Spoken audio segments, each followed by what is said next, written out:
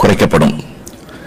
சமையல் எரிவாயு சிலிண்டருக்கு 100 ரூபாய் மானியமாக வழங்கப்படும். பெரிய மாநகராட்சிகளில் பறக்கும் சாலை திட்டம் செயல்படுத்தப்படும். மாதம் ஒரு முறை மின் கட்டணம் செலுத்தும் முறை அமுல்படுத்தப்படும்.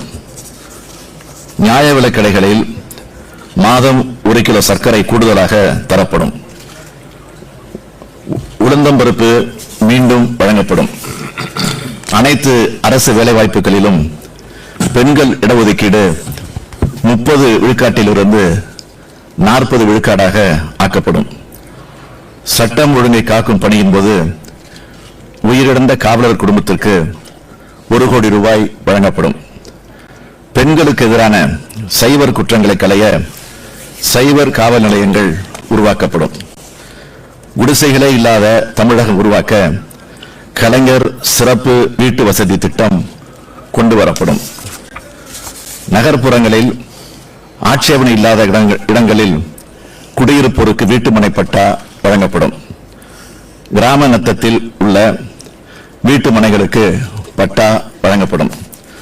சென்னை உள்ளிட்ட மாநகராட்சிகளில் லாரிகள் மூலமாக நீர் வழங்குவதை தவிர்க்க குழாய் மூலம் குடிநீர் வழங்கப்படும்.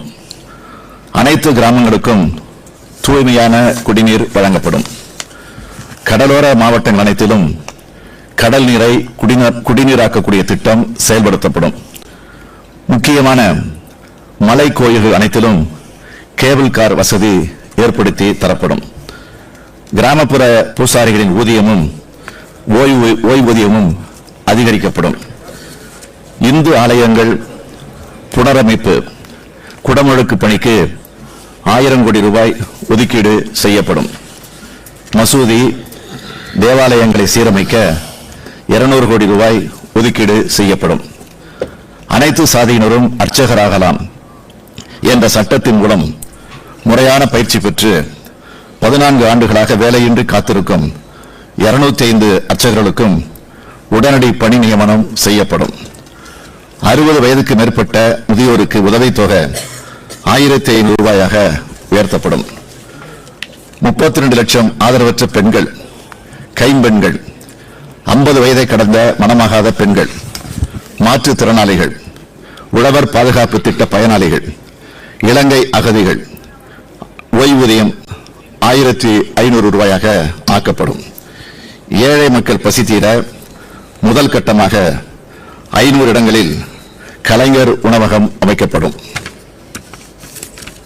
நடைபாதை வாசிகளுக்கு தங்க இரவு நேர காப்பகங்கள் அமைக்கப்படும். சத்துணவு மற்றும் அங்கன்வாடி ஊழியர்களை அரசு பணியாளர்களாக பணியமர்த்தி காலமுறை ஊதியம் வழங்கப்படும். கலைஞர் காப்பீடு திட்டமும் வருமுன் காப்பும் திட்டமும் மேம்படுத்தப்படும். தமிழக ஆறுகள் அனைத்தும் மாசு அடையாமல் காக்க தமிழ்நாடு ஆறுகள் பாதுகாப்பு திட்டம் உருவாக்கப்படும். இயற்கை எரிவாயுவில் இயங்கும் புகையில்லா பேருந்துகள் தமிழக மாநகராட்சி பகுதிகளில் இயக்கப்படும். கொரோனா தொற்று தாக்கி உயிரிழந்த மருத்துவர்கள், அரசு அலுவலர்கள், முன்கள பணியாளர்கள் குடும்பத்துக்கு உரிய இழப்பீடு வழங்கப்படும். பணிக்காலத்தில் இறக்கும் அரசு ஊழியர், ஆசிரியர் குடும்பத்திற்கு வழங்கப்படும் நிதி 3 லட்சம் ரூபாய் என்பது 5 லட்சம் ரூபாயாக ஆக்கப்படும். ஊட்டச்சத்து குறைந்து பிறக்கும் குழந்தைகளுக்கு உணவு கூடை திட்டம் அமல்படுத்தப்படும். பத்திரிகையாளர் மற்றும் ஊடகத்துறையினர் நலன் காக்க தனி ஆணையம் அமைக்கப்படும். பத்திரிகையாளர் ஊடகத்துறையினர் ஓய்வூதியமும் குடும்ப நிவாரண நிதியும் உயர்த்தப்படும்.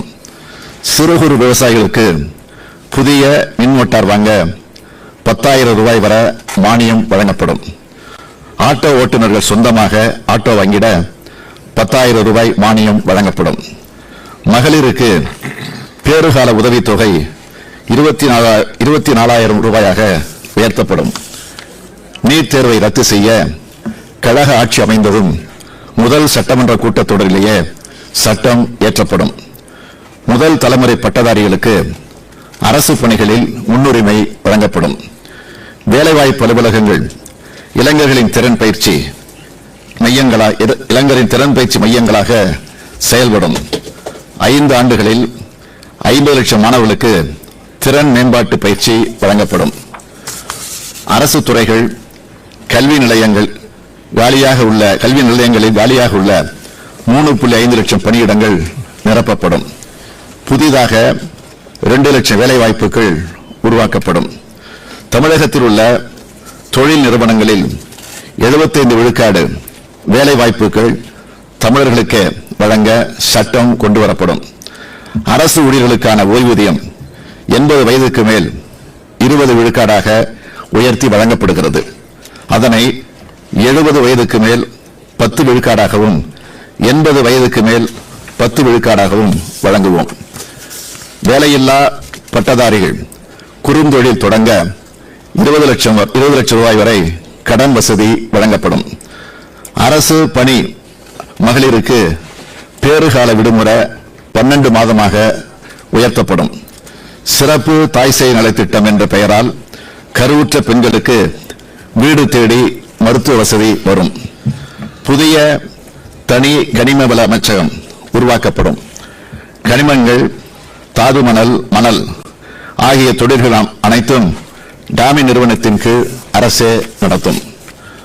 அரசு பள்ளி கல்லூரி மாணவர்களுக்கு இலவச டேட்டாவுடன் கை கணினி டேப்லெட் வழங்கப்படும். கல்வி நிறுவனங்களில் வைஃபை வசதி செய்து தரப்படும். அரசு துறை நிறுவனங்களில் 10 ஆண்டுகளுக்கு மேல் தற்காலிக பணியில் உள்ள அனைத்து பணியாளர்களும் பணி நிரந்தரம் செய்யப்படுவார்கள். போக்குவரத்து தொழிலாளர்களுக்கு மீண்டும் பழைய ஓய்வூதிய திட்டம் அமல்படுத்தப்படும். நெல் குவிண்டால் ஒன்றுக்கு குறைந்தபட்ச ஆதார விலை ரூபாய் 2500 உயர்த்தி வழங்கப்படும். கரும்புக்கு ஆதார விலை டன் ஒன்றுக்கு ரூபாய் 4000 உயர்த்தி வழங்கப்படும். உழவர் சந்தைகளுக்கு உயிரூட்டப்பட்டு அது அனைத்து நகரங்களுக்கும் விரிவுபடுத்தப்படும். நீர்ப்பாசனத்துறைக்கு மாற்றாக புதிய நீர்வள ஆதாரங்கள் அமைச்சகம் உருவாக்கப்படும். நீர் மேலாண்மை ஆணையம் அமைந்திட சட்டம் கொண்டுவரப்படும்.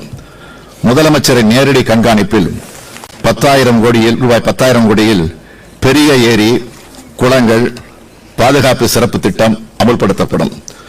2000 கோடி ரூபாய் மதிப்பீட்டில் 200 தடுப்பணைகள் கட்டப்படும். ஏழை எளிய சிறு வணிகர்களுக்கு ரூபாய் 15,000 வரை வட்டியில்லா கடன் வழங்கப்படும். அதிமுக அரசால் ஏற்படுத்தப்பட்டுள்ள கடன் சுமையை சீர் செய்ய பொருளாதார உயர்மட்ட குழு அமைக்கப்படும். மீனவர் சமுதாயத்தினர் பழங்குடியினர் பட்டியலில் சேர்க்கப்படுவார்கள். அனைவருக்கும் உரிய பிரதிநிதித்துவம் வழங்கப்படும். அம்மையார் ஜெயலலிதாவின் மரணம் குறித்து அமைக்கப்பட்ட விசாரணை ஆணையத்தின் அறிக்கையை விரைந்து வழங்க நடவடிக்கை எடுக்கப்படும்.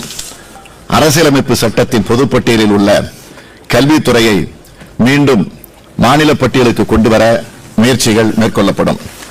மத்திய அரசு பள்ளிகள் உட்பட தமிழக பள்ளிகள் அனைத்திலும் 8ஆம் வகுப்பு வரை தமிழ் கட்டாய பாடமாக்கிட சட்டம் கொண்டுவரப்படும். சென்னை நகரை வெள்ளப்பெருக்கத்திலிருந்து பாதுகாக்க சென்னை பெருநகர் வெள்ளத்தடுப்பு மேலாண்மை குழு அமைக்கப்படும். வேளாண்மை துறைக்கென தனி நிதிநிலை அறிக்கை தாக்கல் செய்யப்படும். வாழை, மஞ்சள், மரவள்ளிக்கிழங்கு, பருப்பு, மிளகாய், சிறுதானியங்கள், தேயிலை, எண்ணெய் வித்துக்களுக்கு குறைந்தபட்ச ஆதார விலை நிர்ணயிக்கப்படும். இயற்கை வேளாண்மைக்கென தனி பிரிவு உருவாக்கப்படும். தமிழ் எழுத்து வரி வடிவம் சிதைக்கப்படுவதை தடுக்க புதிய சட்ட திருத்தம் கொண்டுவரப்படும். இலங்கையில் நடந்த இனப்படுகொலை குறித்து சர்வதேச விசாரணை நடத்த உலக நாடுகளை மத்திய அரசு வலியுறுத்த நடவடிக்கை எடுக்கப்படும். இந்தியாவில் வசிக்க விரும்பும் அகதிகளுக்கு இந்திய குடியுரிமை பெற்றுத்தர நடவடிக்கை எடுக்கப்படும். வெளிநாடு வாழ் தமிழர்களின் நலனை பேணுவதற்கு வெளிநாடு வாழ் தமிழர்கள் துறை அமைக்கப்படும். மீனவர்களுக்கு 2 லட்சம் வீடுகள் கட்டித்தரப்படும். அரசு பள்ளி கல்லூரி மாணவியருக்கு இலவச நாப்கின் வழங்கப்படும். பகுதியினர் ஆசிரியர்கள் அனைவரும் பணி நிரந்தரம் செய்யப்படுவார்கள். மத்திய அரசின் இடஒதுக்கீட்டில் இதர பிற்படுத்தப்பட்டோருக்கான வருமான உச்சவரம்பு 25 லட்சமாக உயர்த்திட மத்திய அரசை வலியுறுத்துவோம். தனியார் துறையிலும் இடஒதுக்கீடு வழங்க வற்புறுத்துவோம். ஆதி திராவிடர் பழங்குடியினருக்கான காலி பணியிடங்கள் நிரப்பப்படும். நரிக்குறவர், குருவிக்காரர், வேட்டைக்காரர், லம்பாடி, படுகர் சமூகத்தினர் பழங்குடியினர் பட்டியலில் சேர்க்க நடவடிக்கை எடுக்கப்படும். மாற்றுத்திறனாளிகளுக்கு ஸ்மார்ட் கார்டு வழங்கப்படும். மாற்றுத்திறனாளிகளுக்கு கட்டணமில்லா பயணச் சலுகை வழங்கப்படும். மாற்றுத்திறனாளி மாணவருக்கு 3 சக்கர மோட்டார் வாகனம் வழங்கப்படும். வடலூரில் வள்ளலார் பெயரில் சர்வதேச மையம் அமைக்கப்படும். புகழ்பெற்ற இந்து கோவில்களுக்கு ஆன்மீக சுற்றுலா செல்ல 1,00,000 பேருக்கு தலா 25,000 ரூபாய் வழங்கப்படும். பக்கிங்ஹாம் கால்வாய் சீரமைக்கப்படும். சென்னை சிறுசேரி பகுதியில் நவீன பேருந்து நிலையம் அமைக்கப்படும். தமிழகத்தில் ரயில் பாதை இல்லாத 16 முக்கிய வழித்தடங்களில் புதிய ரயில் பாதை அமைக்க வலியுறுத்துவோம். திருச்சி, மதுரை, சேலம், நெல்லை, கோவையில் மெட்ரோ ரயில் திட்டங்களை கொண்டு வரப்படும். வேலூர், கரூர், ஒசூர், ராமநாதபுரத்தில் புதிய விமான நிலையங்கள் அமைக்கப்படும். பள்ளி மாணவர்களுக்கு காலையில் ஊட்டச்சத்தாக பால் வழங்கப்படும். பள்ளி மாணவர்களுக்கு காலையில் ஊட்டச்சத்தாக பால் வழங்கப்படும். கூட்டுறவு வங்கியில் 5 பவுன் உட்பட்ட நகைக்கடன் தள்ளுபடி செய்யப்படும். 100 நாட்கள் வேலை திட்டம் 150 நாட்களாக உயர்த்தி வழங்கப்படும். 30 வயதுக்கு உட்பட்ட தமிழக கல்லூரி மாணவர்களின் கல்வி கடன்களை தள்ளுபடி செய்யப்படும். மகளிர் சுய உதவிக் குழுவினருடைய நிலுவையில் உள்ள கூட்டுறவு வங்கி கடன் தள்ளுபடி செய்யப்படும். அரசு உள்ளூர் பேருந்துகளில் டவுன் பஸ் மகளிருக்கு கட்டணமில்லா பயண வசதி வழங்கப்படும். இந்த வாக்குறுதிகள் அனைத்தையும் நிறைவேற்ற தனி அமைச்சகம் அமைக்கப்படும். இதற்கு திட்டங்கள் செயலாக்க அமைச்சகம் என்று பெயரிடப்படும். அது தலைப்புச் செய்தியை படிச்சுட்டேன். நிறைய தலைவர் கலைஞருடைய புகழ்பெற்ற வாசகம் உங்களுடைய அனைவருக்கும் நினைவிருக்கும் நினைக்கிறேன். அதுதான் சொன்னதை செய்வோம், செய்வதை சொல்வோம் என்பதாகும். அவர் வழியில நானும் சொன்னதை செய்வேன், செய்வதை சொல்வேன் என்பதை தமிழக மக்களுக்கு இந்த நேரத்தில் நான் என்னுடைய உறுதிமொழியாக தெரிவிக்க விரும்புகிறேன். கழக ஆட்சி மலரும், மக்களின் கவலைகள் யாவும் தீரும். நன்றி, வணக்கம்.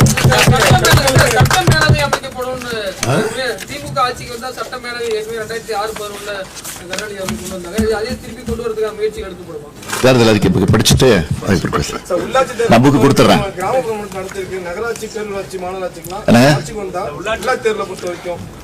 நான் ஏற்கனவே பல கூட்டங்கள் பேசியிருக்கிறேன்.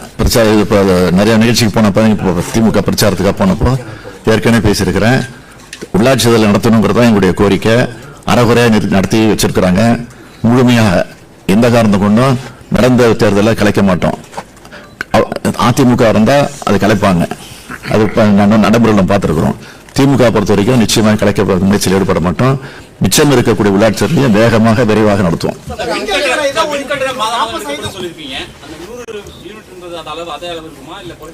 பாருங்க, தேர்தல் அறிக்கை எப்படிங்க. அதுக்கப்புறம்